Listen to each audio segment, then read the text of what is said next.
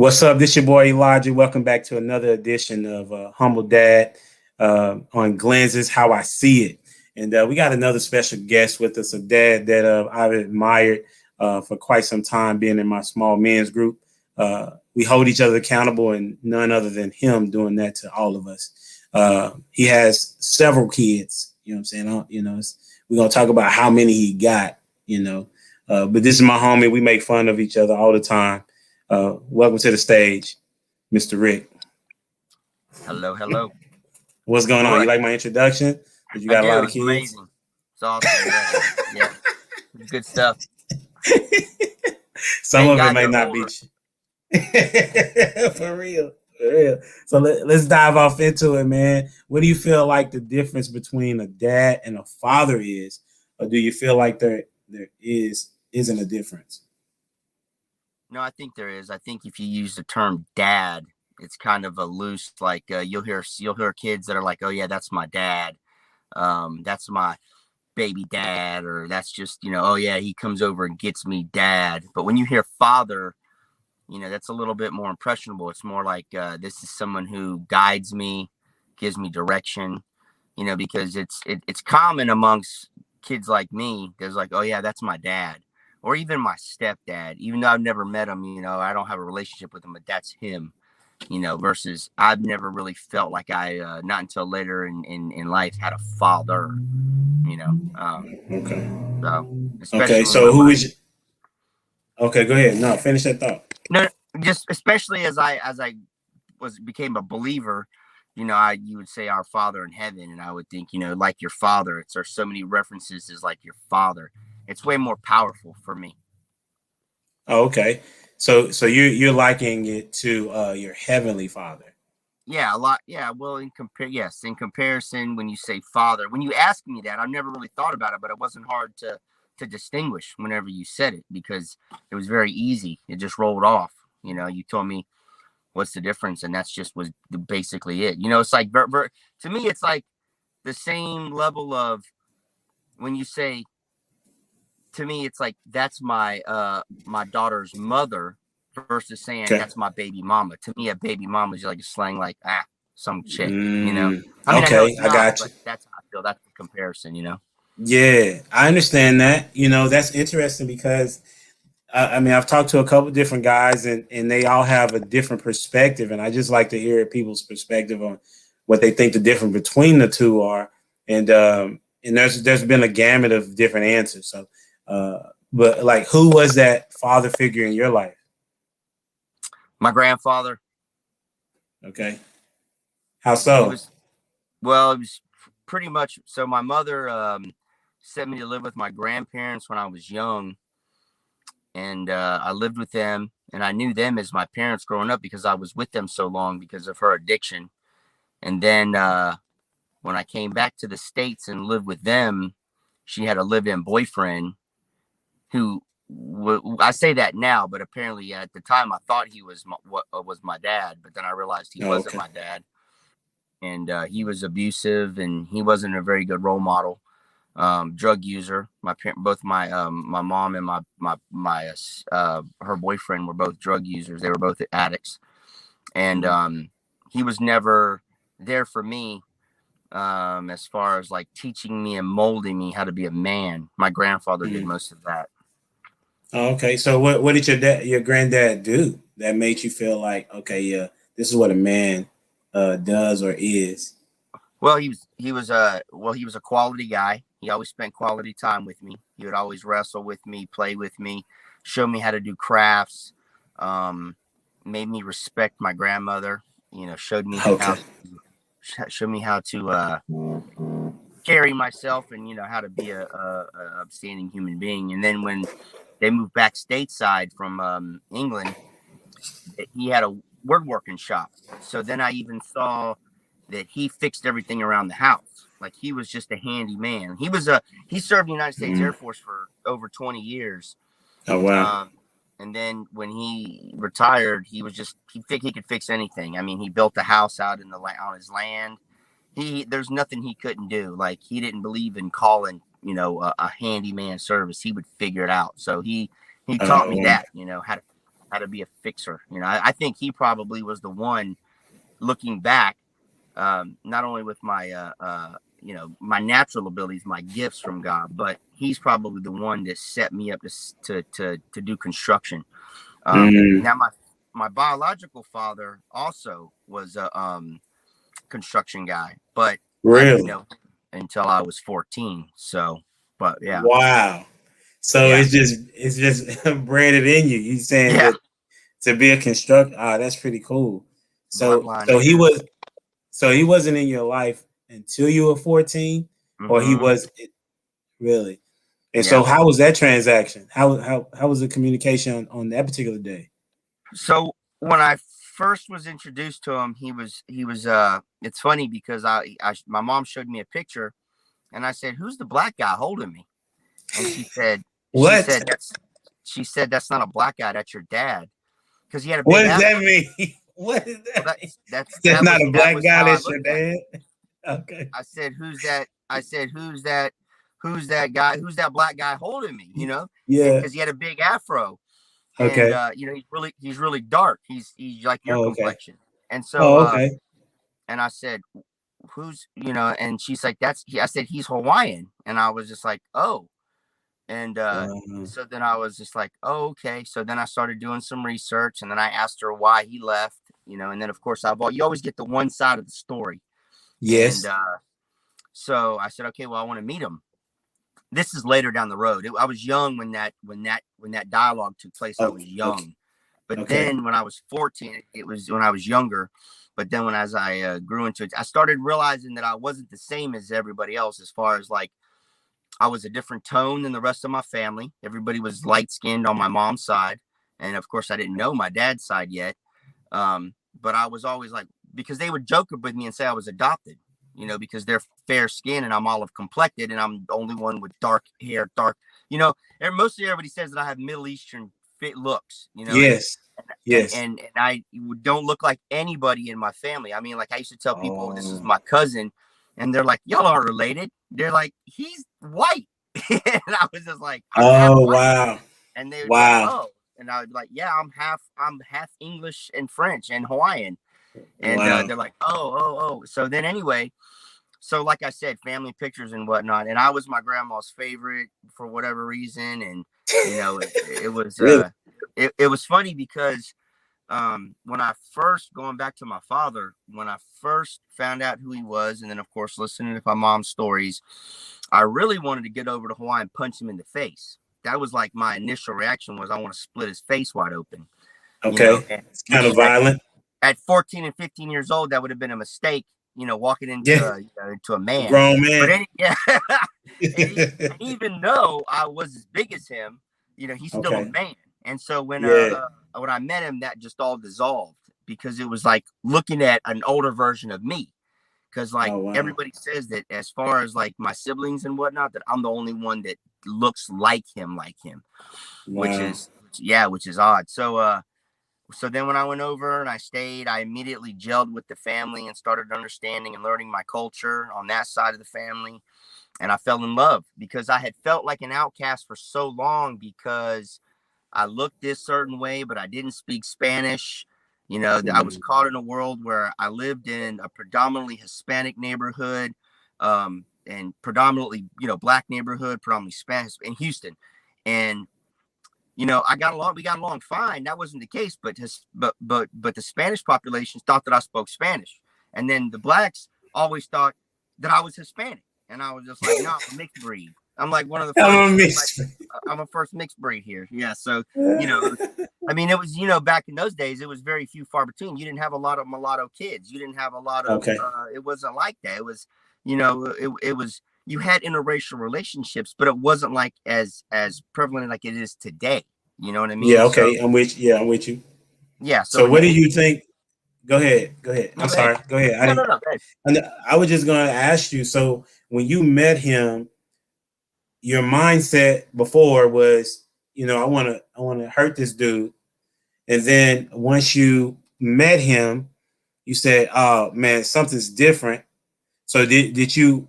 So was that instant forgiveness, or was it you still was angry? Like, what was that? Walk us through the emotion, and then what was the conversation? I had a lot of questions.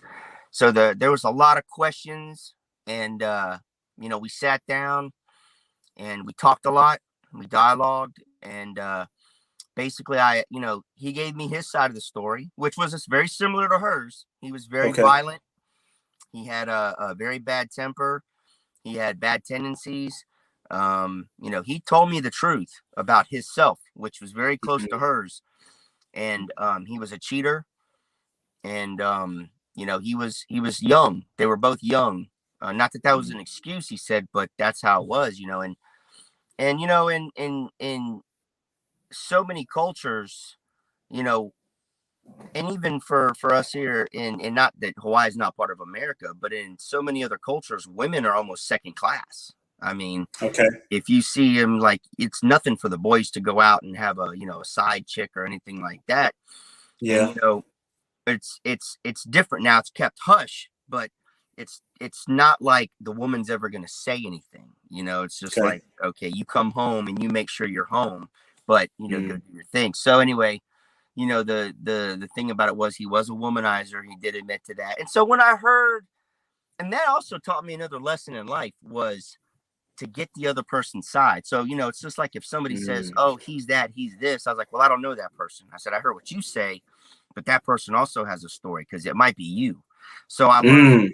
I learned that you don't Good just point. take everybody's word for the gospel when they're talking about somebody else, So, because so when y'all got that story together, did y'all begin to build a relationship from there? we did. So I went Okay. up back home. I flew back home, and then I told my mom, I said, hey, I want to go live with my dad and I want to get to know the other side of my family. So Wow. so that wasn't good for her. She felt like she This was was at 14. 15. This is at It was 15. at 15. So Oh 14 wow. years old, I went over my birthday. I had my birthday when I was there. Then I was 15. So now I was going back, and she said, okay. So I was actually, by the time I left, I was 16 by the time I left. And then Really? I left. I stayed the summer. I had some schooling I had to catch up on because I had quit a year. So I had to get straight on my credits. Um, or it would have put me in. Okay, so the thing about it was the credit system was different over there. So the long story short of the credit thing Where's was, over there? once You I talking got about Hawaii? Hawaii, Are yeah, you the saying credits you were okay? different. So once I Okay. got my credits established, I could go over there and I could graduate on time. So that's the short of it. So, because I was in a lot of trouble when I was a kid, barely ever went to school. So anyway, besides all Mm. that, so then I packed up, I moved over, and I graduated high school over there with him. So I finished out my years in high school over there, and Wow. got to know the family. But with that being said, I caused a lot of problems.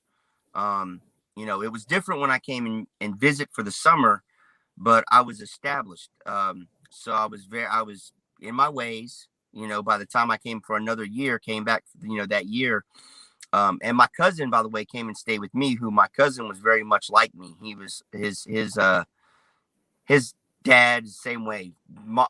Almost, well, three brothers. Two of them were both divorced, which was my Mm. favorite cousin and hers dad.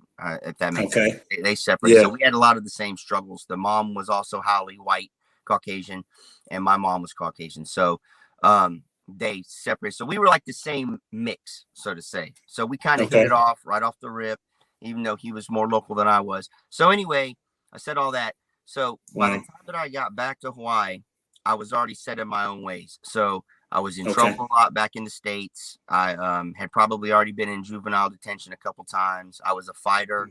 Um, I was trouble. So when I got there, I immediately started hanging out with my cousin, who was also in a little bit of trouble. And he would Mm. we hung with the wrong crowd. So there was a crowd that we hung with over there.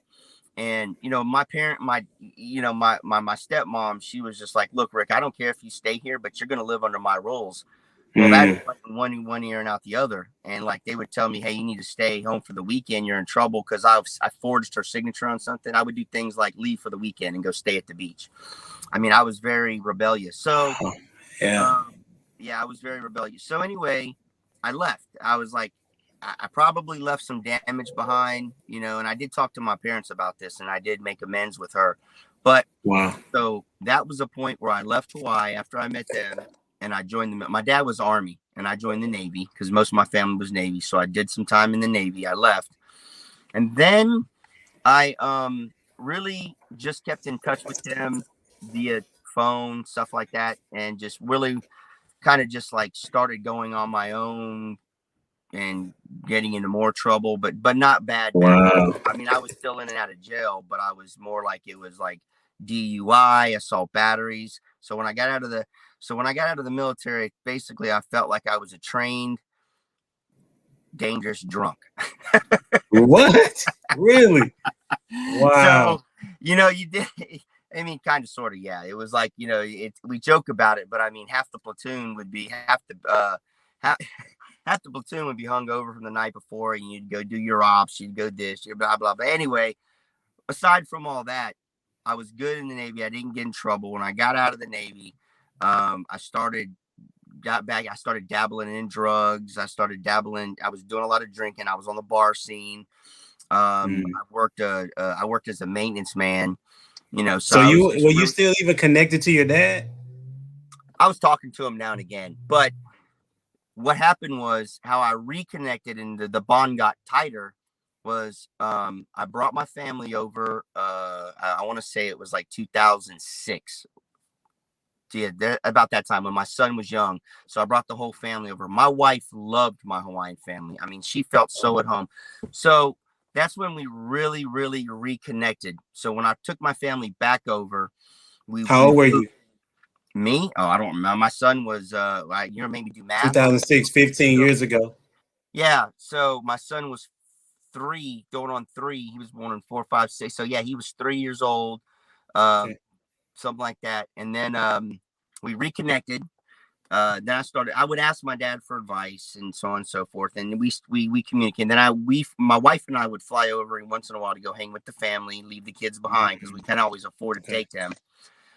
So then the family really got tight. All of us, like my stepmom, my dad, and there was a good connection. They actually flew over for my wife's funeral. They actually came and stayed for 2 weeks. Yeah. So, oh wow. So after I matured a little bit, you know, then I talked about that havoc that I wreaked and everything. So, and then yeah, you know, one of my brothers really gelled to me. My younger brother, but my youngest brother, he didn't like me.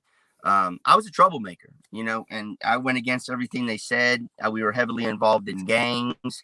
It was just a lot of stuff. I was always high or drinking. You know, it didn't take long for that. I mean, I was drinking at 15, but it didn't take long wow, for that 15 to that 16-year-old to get there for things to really get bad for me back in the States when I went back. You know, so then what was the whole reason why you wanted to go live with your dad?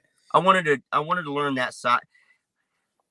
Because it didn't seem like you came to be like, you know, what I'm trying to, you know, be in your shoes, right? Like you're saying that I want to go live with my dad, but then you caused havoc. Was it you were rebellious because he wasn't there for you, or like what do you feel like was going on, and how was your dad even responding to you during these situations? Honestly, I told my mom that I wanted to go back, but I felt more I'll be honest with you. I felt more that I was going back to my culture, and I was going back to my motherland, and I was going back to people like me, you know, because like I felt like I said before in Jacksonville, when I now migrated to Jacksonville through the Houston time, but Jacksonville was a lot different, you know, and it was still to me, it was very still black and white, very segregated. So when I went to Hawaii, I felt like I was home. Like I felt like I was around people like me, that look like me, that I felt comfortable, you know, and you know, it's just like, you know, there was never that turn, you know, like we joke around like the place where you're from. I can't remember that place up in Dallas, but you know, it's like, you don't hear stuff like that over there. Like, oh, you don't go over there because of, you know, your color of your skin or your ethnicity. You know, you go over there because that's another territorial gang. It has nothing to do with your color. They look just like you. You know, they look just like you, and they'll still hurt you. So, you know, it's like, right. It's, you know, so anyway, that being said, then another thing was women. I wanted a girl who was more like me. I wanted something like Okay. me. I wanted to date women that were, like me. And so, Okay. Hawaii is a melting pot. So you have a lot of different ethnicities over there with the Okay. Polynesians. It's a lot. There's Puerto Rican. Okay. I never So, been. so it's a huge melting pot. So there's a Okay. lot of So people. when your dad, okay, so being a melting pot, you was able to. Is that where you found your wife? No. I didn't find my wife there. Okay. So then that's what you thought you was gonna do, is find your wife. Okay. So then when you get I to said the I just wanted to military, be with girls like me. I mean, I didn't. I never said no, I'm gonna marry one. okay, for sure. I got you. I Good don't point. think anybody would have had me for those first 10 years of my life. I don't think anybody would have married me in those years. I was wild. Okay. I'm a lot. That was a lot. I'm a lot to handle now. I was a Yeah. lot to handle back then. Yeah. I think me and my you are. dad's footsteps. Oh, okay. I think me and you are pretty much similar to a degree as far as in our mannerisms and how we we respond to people. Yeah. I think I'm probably a little bit more. I'm just probably a little bit more reserved, just a little. I'm not talking about a lot. I'm just saying just a little. Like just the past Sunday when when I had to tell the guys what I said. Oh yeah. Like that was the mild version of me. You know what I'm saying? You know what I'm saying? So I get what you're talking about. Because if you're anything like what I'm thinking of when I was 26, like when I was a manager, like people would be crying because of how I talked to them. Right. So I get where you're at. Nobody would have wanted me for marriage at that particular point either. So I get it. So when you got married and then you had kids, so how many kids do you have? So I have one that entered one through marriage, which was my stepdaughter, and I had one out of wedlock before I was married, Okay. and then we have one together, which is Cole. So I have three total. Okay, cool. So walk me through their ages. Okay, so Mackenzie is the oldest. She's 21. Okay. Sage is 20, and Cole is 16. Okay, cool. So then how would you say your parenting style started? Seeing as though the dynamics that you just gave me. Like when you first had your kid, what was not kid, but when you first had your daughter, like what was the thought process and how were you thinking about how you was going to be parenting? Well, my daughter probably got the best side of me because she was my first and I was a single dad. And she was my world. I mean, she rode around with me everywhere. She hated going home. She rode in my truck with me. We went everywhere together. We did everything. I didn't drink when I had her at first, but we did everything together. She loved me. She just adored me. So she got the good side of me. She didn't get too many spankings yet because she was young, and I say that for a reason, and I'll get back to that. So then when Mackenzie came in, they were 4 and 3. Mackenzie was 4, Sage was 3, and together they were just hell on wheels. Like they would ride on the walls, they would do this. So those two together got a lot of spankings. Now, I was still drinking a lot at the time, and they caught a lot of it. So they would catch a lot of leather. Now, fast forward 2009, I went to long-term treatment. I got out. That was because of you, like you wanted to go, or somebody forced you to go? Yeah, no. I needed to go. I know this is like my 3rd or 4th time in treatment. So I went to long-term treatment, which was 6 months. When I got out, so that's where I found Christ. I found Christ through the spiritual program of AA, because I had no God in my life, right? I mean, other than yourself, right? Other than myself, I was my God. So through AA, it was a spiritual program, but I started reading the Bible, a New Living Translation recovery Bible. So I started reading that, and it talked about, Jesus and God. And so then I started having my questions. So I went through that process. Fast forward, I went to a church in Jacksonville, and I sat down with a preacher, a pastor friend, actually. And he said, man, you've given your life to God. You just haven't really just in a formal way. And so we walked through that process, and it was none of that hold my hand, squeeze my hand. He was just like Romans 9:10, forgive me, 10:9. yeah, 10:9. Yeah, so it was Romans 10:9. And all the current, going through everything. It wasn't that whole oh, just say you love Jesus and allow him in your heart. It was just like, man, you did some homework. Because I said, why are all these 4 stories in the beginning of the book all the same? And they're like, well, those are the gospel. Then he explained stuff to me and walked me through it. Wow.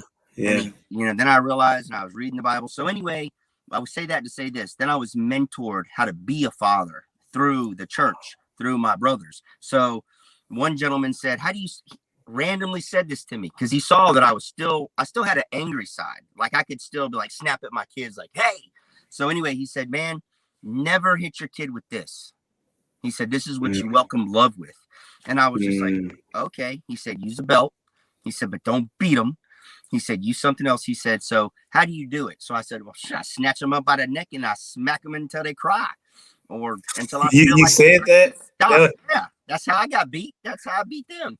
So anyway, yeah, that's truth though. So then he said, this is what I want you to practice, Rick. He said, I want you to look at the severity, and they either get 1, 2, or 3 lashings with the belt. He said, you sit them down, you tell them what they did, but you don't do it in anger. He said, you wait till you're calmed down, you sit them down, you talk about it, you explain to him, and then he showed me Bible verses. He who spares the rod hates the child, so on and so forth, and went through things with me like that. Wow. And then he said, hey, let me know how that goes. So it went good. Luckily, Cole never got any spankings. The girls had already got beat. I mean, Mackenzie probably got 2 lashes. They usually, then I started giving them the opportunity, hey, you guys can go pick up dog poop or pick weeds, what you want. And they'd be like, pick the weeds. So, and so then those changed. The yelling stopped. A lot of the yelling stopped. That I realized that didn't go anywhere because my mom yelled with me, just a screamer. She was a screamer because she also has a bad temper. And so being mentored through him showed me that, hey, these are love. This is love. You grab because my little nephew who lives with me now, he used to flinch. He used to flinch when he was a kid because his mom used to smack his face all the time. Yeah. And so I didn't touch him with my hand ever again. I mean, never, my kids don't flinch. They didn't do any of that. And then I realized how much hit him with this hurt me. And so then I said, the belt's a lot better. So I did the belt thing. And then, and then we prayed after every spanking, every consequence. We sat down and I said, do you know why you got in trouble? Do you know you're wrong? And I pointed out to him that it was a learning session versus just like, I'm going to beat your, and like, none of that. Yeah. And so what do you see? What fruit did you see from that? Do you feel like there was less discipline that you had to do, or I guess I'm giving you an answer, but I'm just asking, like, what did you see that as a result of the change in disciplinary, what happened? Well, I'll tell you this. A lot of I'm going to beat you if you don't sit down, or when we get home, you're going to get it. All that stuff went away. So all those false hopes that they were going to get spanking, and then when they got it, they didn't get it. They knew when I said something, I meant it. I was like, when we get home, because they knew that I was in the calm down stage right then. They're like, dang, it's over. We're in trouble. Because I used to pull over the side of the road. I was the one, I beat you right on the side of the road. But then when do it? All that went away. All that kind of, initial just knee-jerk reaction stuff went away. So they knew when I said that they were in trouble when we got home, they knew it because they would automatically go straight to their bedroom. My word became more powerful and understanding to them. They knew, like, okay, it's I did something wrong. And, they knew what they did. That's what's up. So what are some of the ways that you began to encourage your kids around that age? Because it sounds like when you accepted Christ, things about your parenting changed. Yeah. So was there a part of encouragement that happened? Oh yeah, absolutely. I would always, my children had their mom's personality, right? Very non-judgmental. They didn't talk bad about people. They didn't speak, foul about people when they weren't around, which was already a plus. So I taught them to always make sure you're just who you are and be truthful. I was like, don't try to be a fake. Don't try to be a fraud. Don't be who you're not, and be honest. And being honest so honest that my son walked into Sunday school one day and they were talking about Santa Claus, and he said, y'all know Santa Claus isn't real, right? And we were at How church. old was he when he said that? Like 5, maybe 6. No. He was 6 because he was in kindergarten. My kids did the same thing. And the Sunday school teacher came at me and said, you know what Cole did today? And I looked at her and I said, and he said, well, we kind of got to leave that up to the parents. I said, if parents want to lie to their kid, that's on them. That ain't got nothing to do with me. I said, I ain't going to lie for you. I said, ain't my problem. I said, if you're going to tell them, don't talk about Santa Claus then. I said, if you want to talk about false characters in the church, that's y'all's problem, not mine. And so they're like, okay, they're kind of saying, all right, well, we see where this guy's head is. I wasn't going to back down. Once I knew what it was, and I knew about all these other things and why, because I didn't just stop at being a believer in Jesus. I wanted to know why I didn't believe in Muhammad, why I didn't believe in Buddha. So I started studying as a believer. Me too. I was grounded in Christ, because you're not going to tell me it's just Christ, because I had to go figure out why was he the rose on the third? Why? So when that was me too. Yeah, that was me too. That's what's up. So when you began to, how old were your kids when you accepted Christ? Well, it was in 2010. So my son was he was born in 2000. So he was 6. Yeah, okay. He was 6. So that was the first church we went to. So yeah, he was 6. And then Mackenzie Cole, yeah, they were I don't know. Were they like middle school yet? No, Sage was still, yeah. So all of them was in elementary? They were going right in, they were about to go into middle school. That's right. They were about to go into middle school. Yeah. Okay. So what would you say was like the encouragement part that you gave to them as a byproduct of this transformation? Like, can you give an example of like this is what I did to encourage them to follow Christ, or to be outspoken with who you are as a individual? I would say that my actions actually spoke louder than any words I could ever speak, because I had a lot of empty words. So when they saw that, don't get me wrong, I still had some moments. I still have moments out and about, and it's just like I'm still a protector. So they still saw another side of me, but they saw my language change.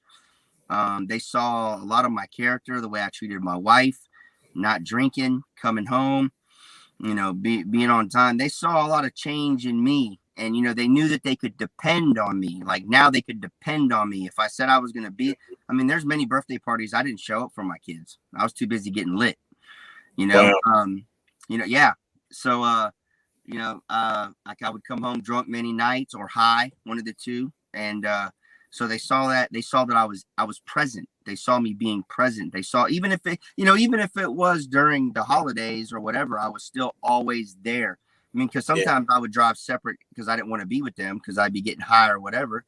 So I would drive separate. So a lot of times, I was doing my own thing, and then they saw that change. So they definitely saw me being more active and being more involved. That's cool. So, that's what's up. So they came to, it wasn't like you was telling them specifically things to do or whatever. It was more so of like your character change. And so they could see an actual change just because the age that they were, they could see the difference of who you were before and who you are now. Right. Yeah. And so how would you say you develop your relationships with each of your kids? How's your relationship with each of your kids, and how do you try to develop them?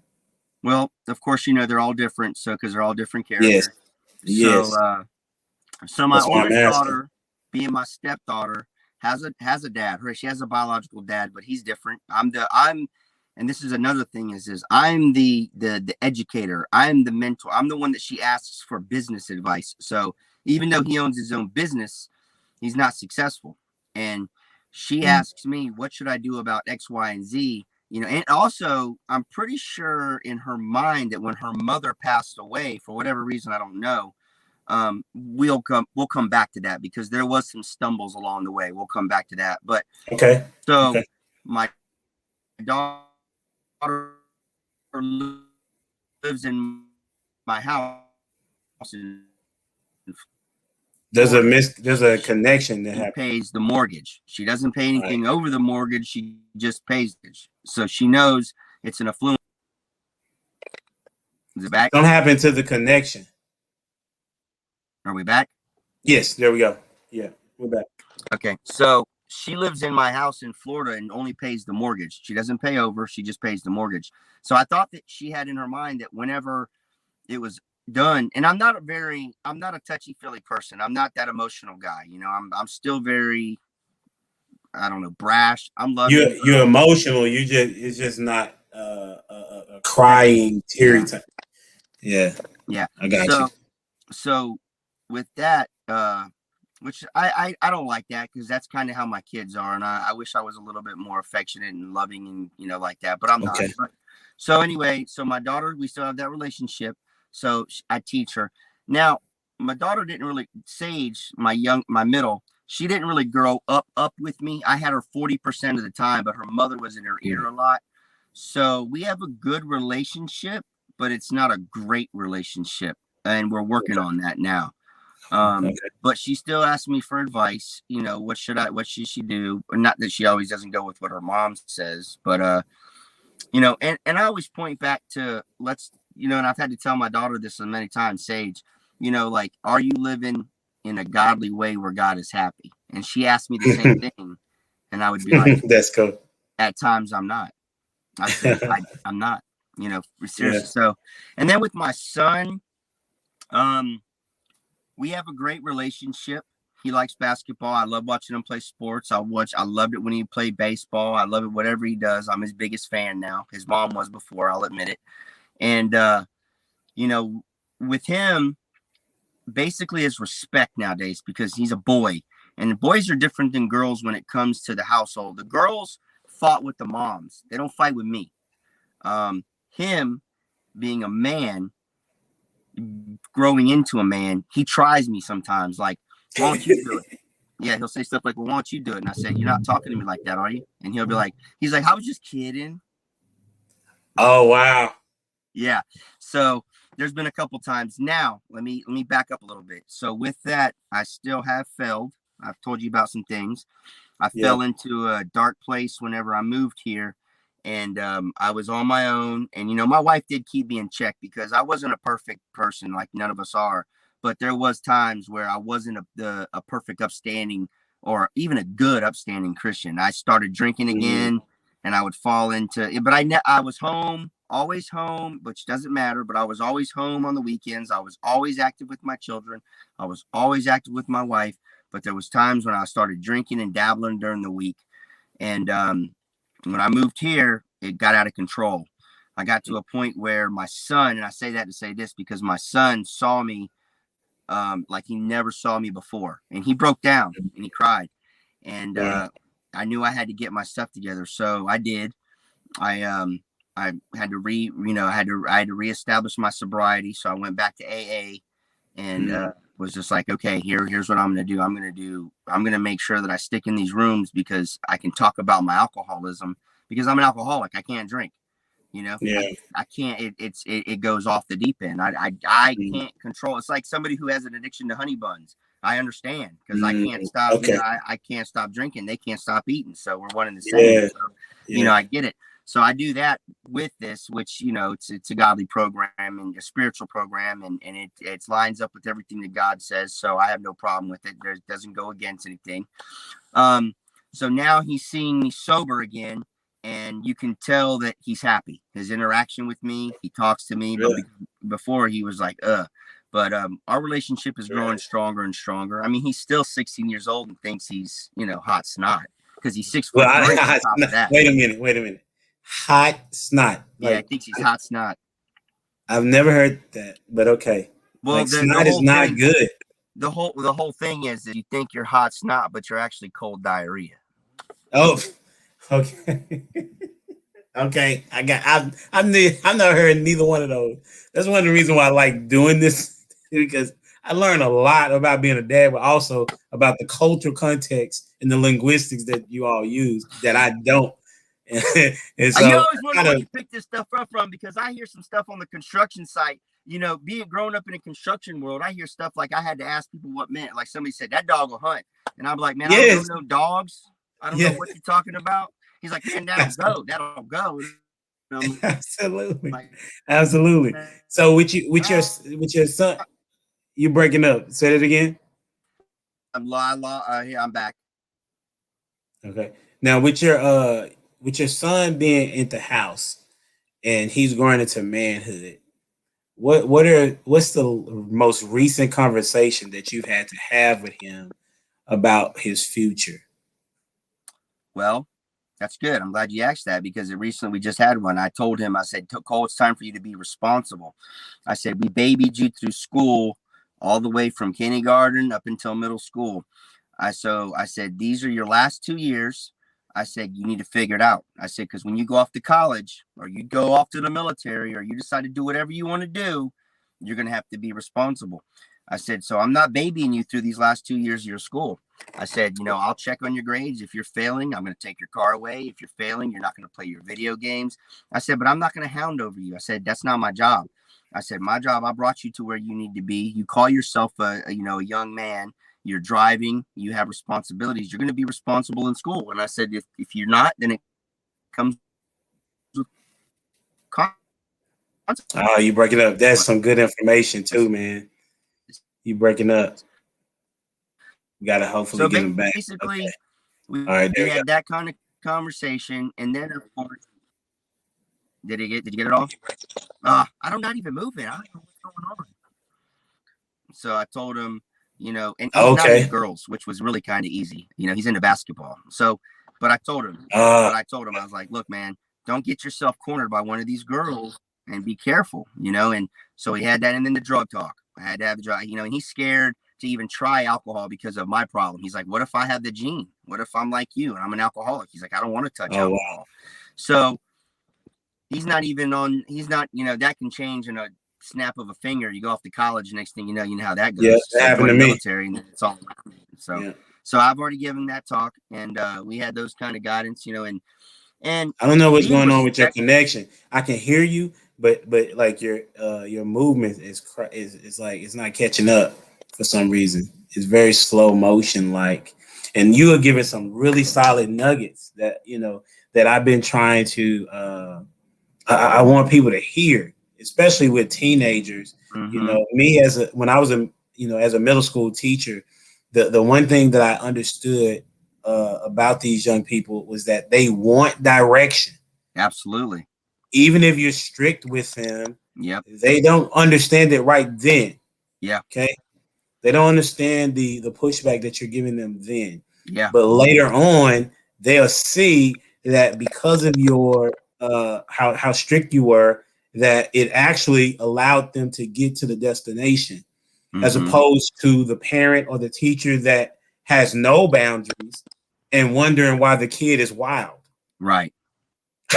You know what I'm saying? So what you were just saying was that your son, you gave him the boundary of, listen, you got 2 years and I'm not going to even be, you're going to be the responsible adult.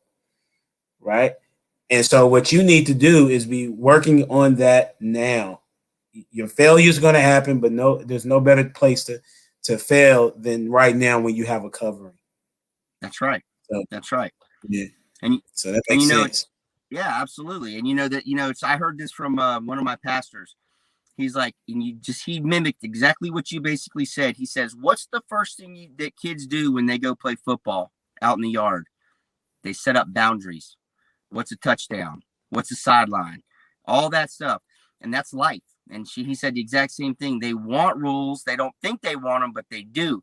Because when you let them run free range and go crazy, they don't know what's going on. And the next thing they know, they're like, why isn't my parent guiding me? They don't know. They don't say that, but they realize, like, down the road, like it's a catch-22. My parents were the meanest thing there ever was, or my parents were sure. Yeah. Dude, you keep breaking up. This is so dope, man. You keep breaking up. This is Man, I not don't dope. know. You breaking it. I'm not blaming you at all. I'm just saying it's so good. It's so good. Listen, I'm not talking about you. I'm talking about the stuff that you're saying is so good, and the enemy is at play, bro. And I'm just trying to, trying to make sure that I get everything that you're saying, so that it can come across well for those that are listening. So what I'm gonna do is we may have to do a part 2, right? But I'm gonna try to see how much I can wrap up. Yeah. Right, I'm gonna see how much I can wrap up here. So I'm gonna ask you a couple questions, and we may or may not get to it, and we just have to do a second one, All right, but I'm good. We're good right now. So, so if you could give me a number between 1 and 44. 22. What's the first album or CD you ever bought? Sir Mix-a-Lot Swass. Okay, listen. I knew the single. I didn't even know he had more songs, man. He had a whole bunch of songs. My posse's on Broadway. Oh, okay, for sure. All right, give me another number. Let's go 33. What's been the best gift you've ever received, and the best gift you've ever given?